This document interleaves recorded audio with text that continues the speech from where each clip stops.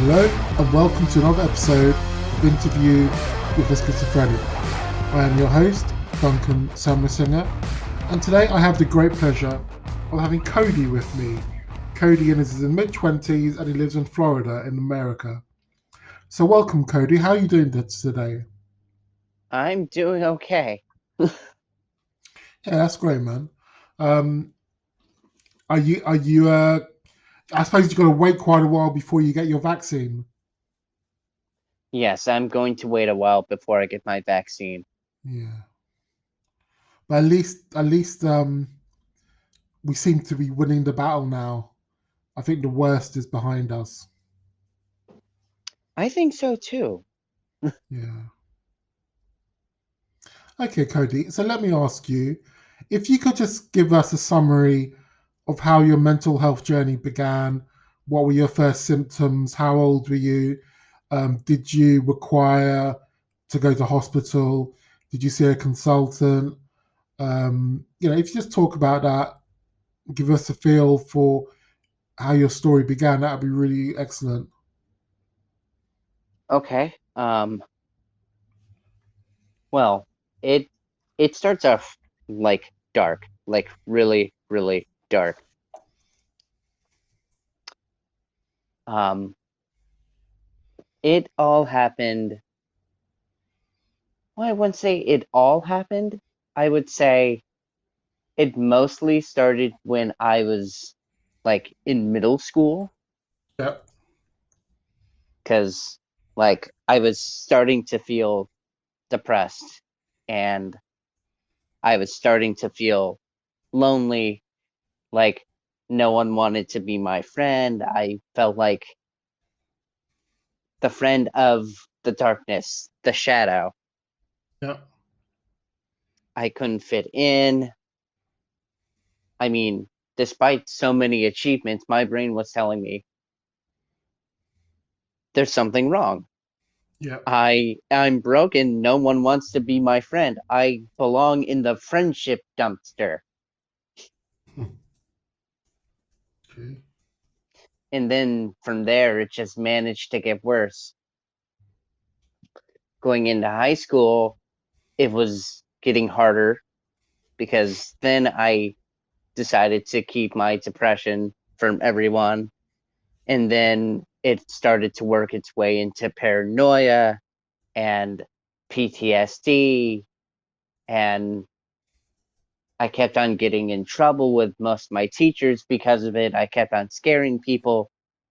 I even went to school one day and it's like, I begged my entire class to turn off their cell phones because uh, I kept on getting this message that said people are listening to you through your friends' cell phones, your classmates' cell phones, and I'm like, okay, we have to turn them off. Yep. I was that paranoid. Okay. When did you see a doctor? I didn't start to see a doctor until after I graduated from high school, because that's where my problems progressed even further. Hmm. So tell me about that. Um, so after I graduated, I decided to go to college. Um, Turns out I couldn't do college Hmm. because my mental health was still impending me to doom. Um, because my PTSD managed to get worse, Yeah. so that was bad. Do you think the PTSD was it was kind of caused by your mental health issues, creating trauma in your life? No, I had trauma happen from my childhood. Okay, fine.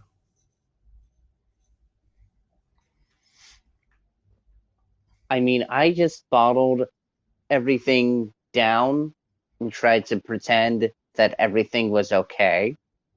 Hmm.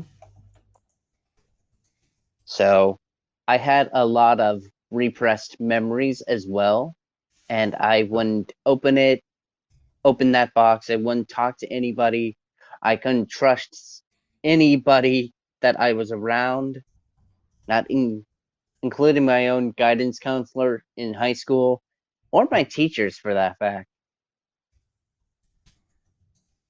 Okay. And then after I dropped out of college, yeah, I dropped out of college because I decided to take care of my mental health first. So how old were you then? Um, I was 20. Okay. So at the age range of my mental health, we're looking at from 16 to 20. Yeah. So Um, tell me, what did you do? You dropped out of college. So what did you do then that to focus on your mental health?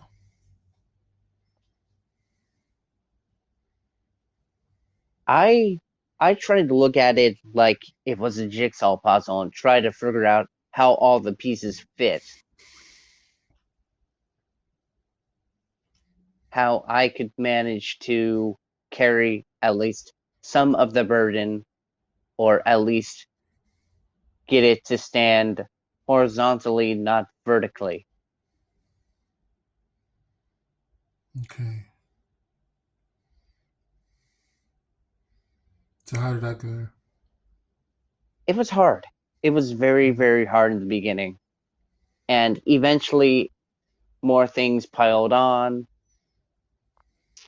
Uh, One of my friends from high school, who was supposed to graduate the same year, they committed suicide, and I just completely lost it. Yeah. I managed to gain half myself, though, to build myself up um, most of that percentage. I got it halfway built up so I could say, okay, I can move on from this. Yeah. That sounds good. um, and then, like, in the middle of me moving on, something else even heavier on top of that fell. And I felt like that I was being pulled like a vacuum effect into outer space or through a black hole.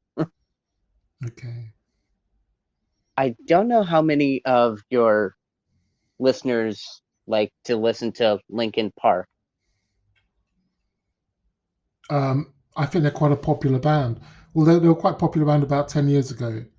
Um, they kind of I don't know what they're doing now actually, but I'm they're a popular band, man. So people will probably heard of them. Okay. Then they probably know what happened to the lead singer of Linkin Park. Oh yes, of course. He committed suicide, didn't he? Yes, that's the big thing that I'm talking about. That affected me heavily because I grew up listening to them. He became like a second father because I grew up without a father. Okay. Okay. So when he committed suicide, I just completely lost everything, lost my bearings, lost focus. I wanted to give up on the world and just chase him to the other side. Okay.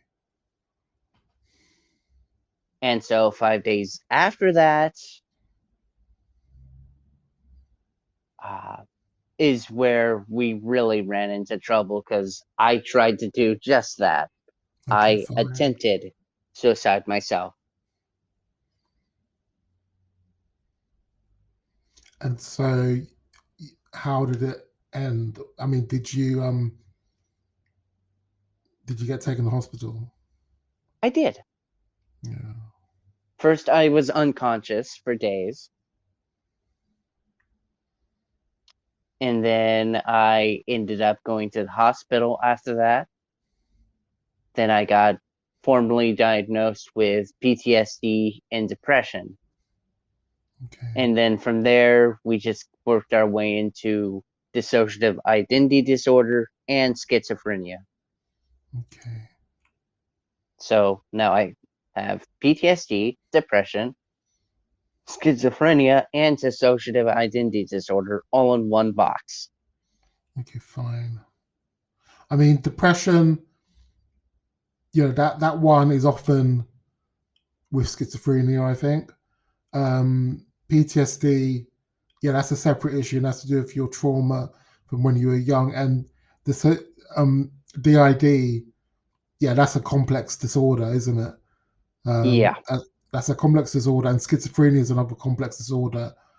Um, yeah, it must be quite difficult to deal with all of that. yeah, Um, especially because for me, I know my diagnosis is paranoid schizophrenia, and I also take antidepressants. It's easy, kind of me for to know what that's part of my identity. So I can imagine it must be much more difficult for you with dealing with four different diagnoses to see where you fit in that, um, because it's quite rare, I would think. yeah, it is. So when you were in hospital, did they keep you in a psychiatric ward? First I was admitted to the regular hospital before they put me in the uh,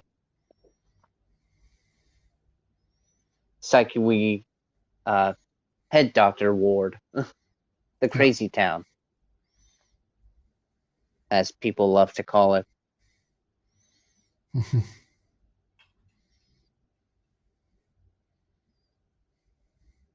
And so I cycled through there numerous times, trying to finally find peace and serenity and try to piece myself back to somewhat normalcy, Yeah. because it was hard to find myself.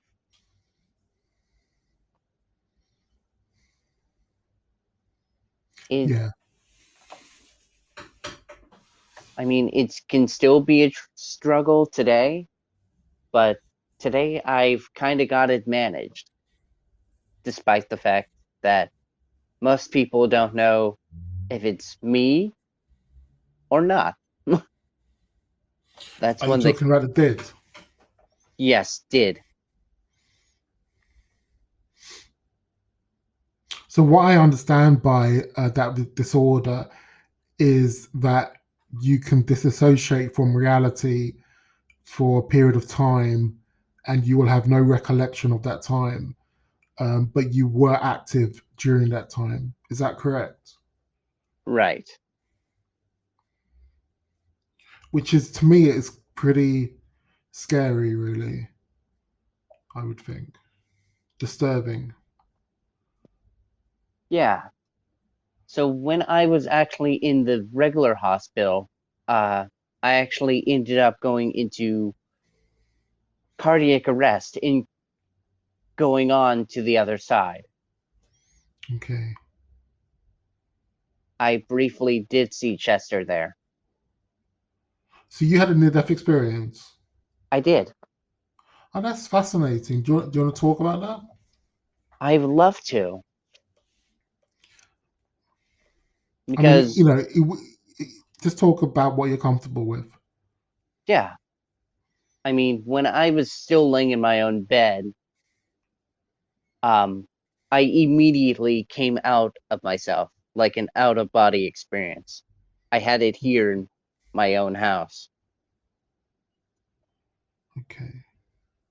How did you feel then? Like I messed up, screwed up, and I felt really, really scared and I tried to fix it, but I couldn't, you know? Yeah. I mean, I tried going back into myself and I couldn't.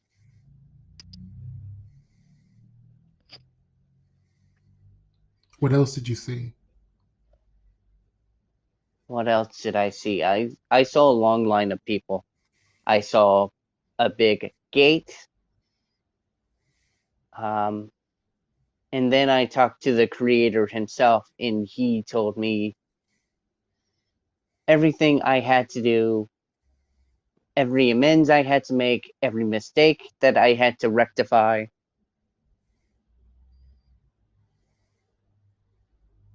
How was the feeling of that communication? Was it warm? Was it cold? Was it balanced? How did you do you remember that?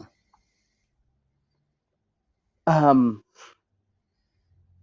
I don't know if any of you guys are familiar with any of the Superman movies, whether old or the Man of Steel remake. Yeah, I've seen them. Yeah. Um, it felt like being inside the Fortress of Solitude, where, like, you mess with certain crystals and you see Superman's father talking to you. Okay. Felt like Yeah, I that. get it. Okay. Do you looking back now from that experience, does that give you comfort or does it make you afraid or do you just not think about it?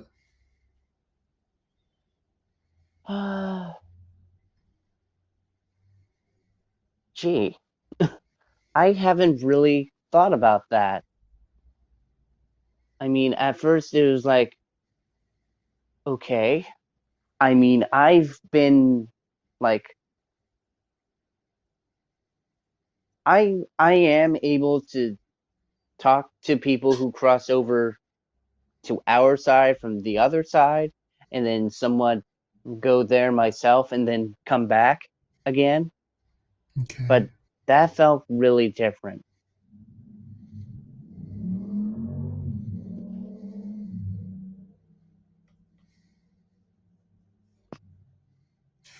Yeah.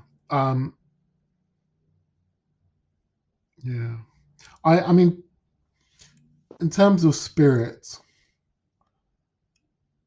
it's kind of I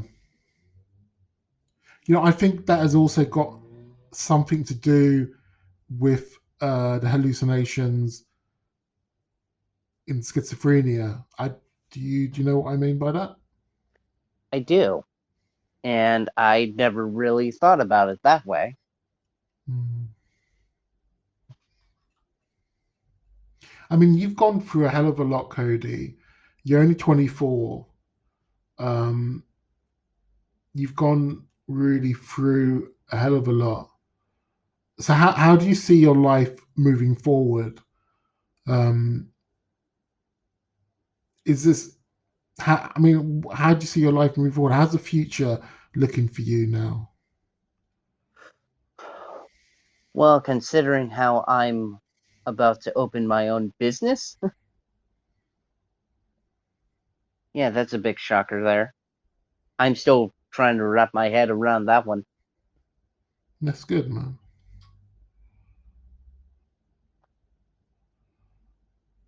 But So yeah, I mean, I felt bad for the way that I scared my family the way I did when they found me unable to be awoken. I mean, at first they thought I was just plain sleeping, and then around 11, they came in and it's like, okay, time for you to wake up.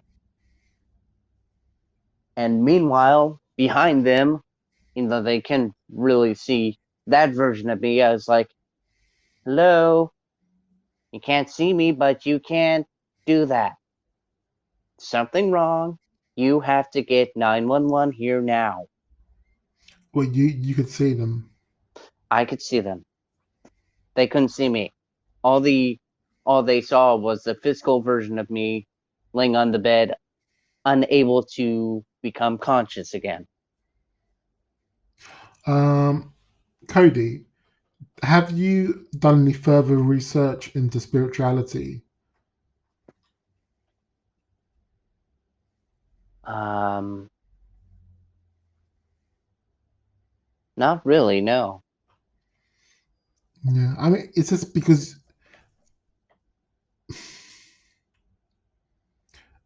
maybe you're sensitive to that side of life. Um, I think you are sensitive to that side of life, to the spiritual realm. Um,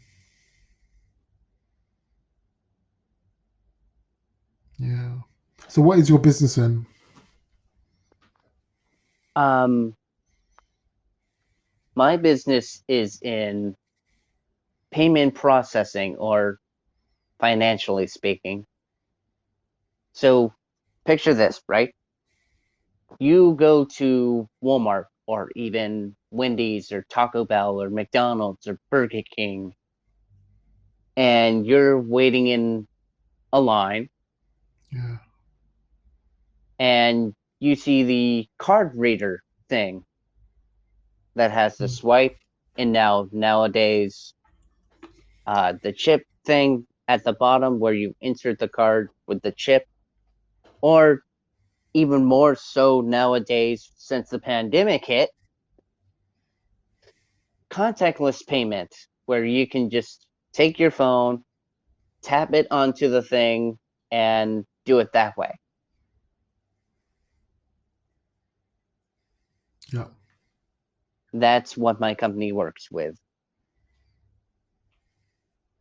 Are you quite intelligent? Do you have like a high intelligence? Um, I think I do. I mean, I know I do when it comes to computers and things. That was kind of what I was getting at because I would imagine that you're creating some sort of tech using technology and um, converting real life processes into computerized processes does take a degree of intelligence. I never really thought about that, but I'd have to say, yeah, I guess it does. Yeah. What about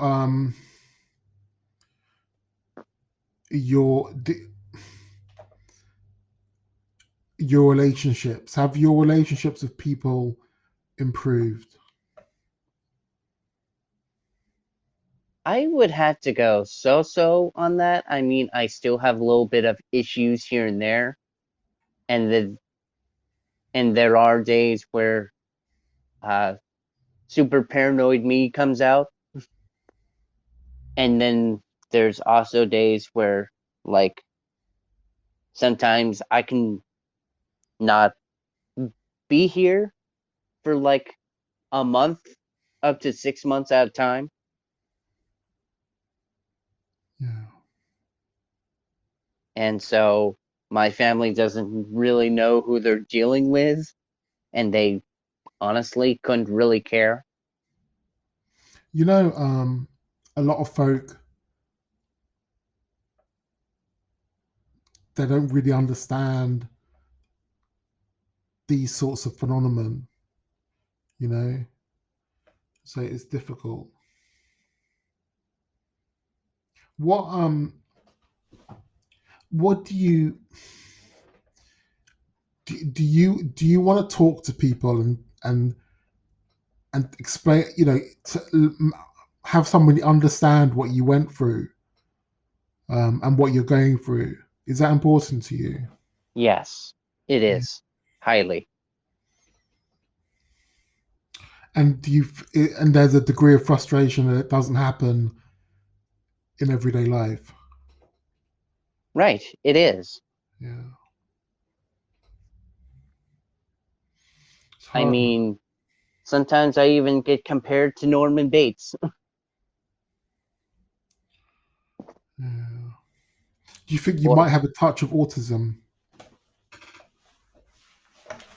ah, I never really thought about that. I mean, I know I had that diagnosis when I was a kid, and Yeah. then they're like, "Oh, when the depression comes in, you kind of outgrow the autism part." Okay. So, I mean, okay, you've got your business, which is it's quite dry, isn't it? But I imagine the technological side gives you some satisfaction, and also the fact that you could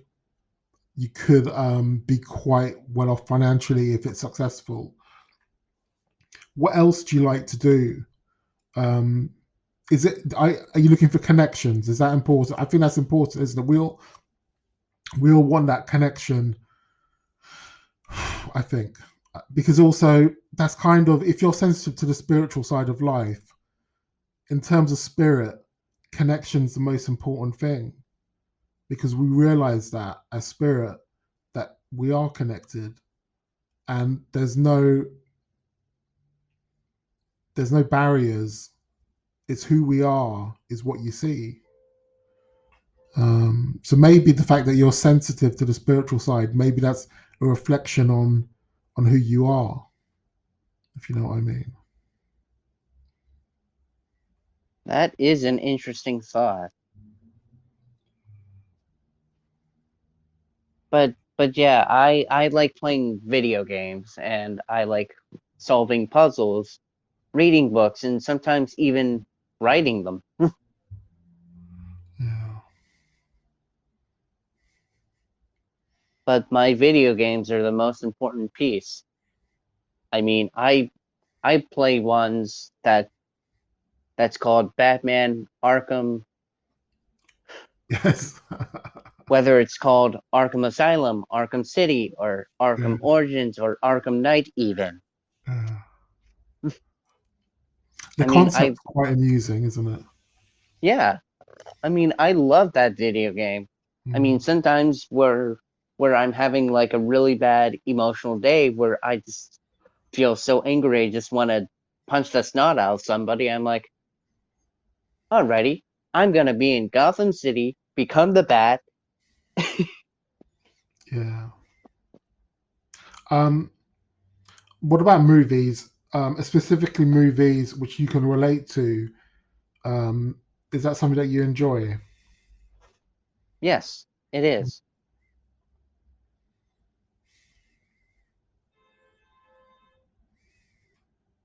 It really is. Mm. Okay, Cody. Well, I mean, I could talk a lot more, but we've, I think that's fine for now. So I think we can wrap it up here.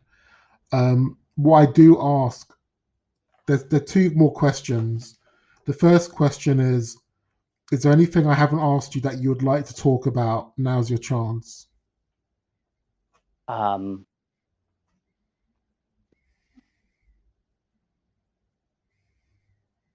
well, I do like investigating,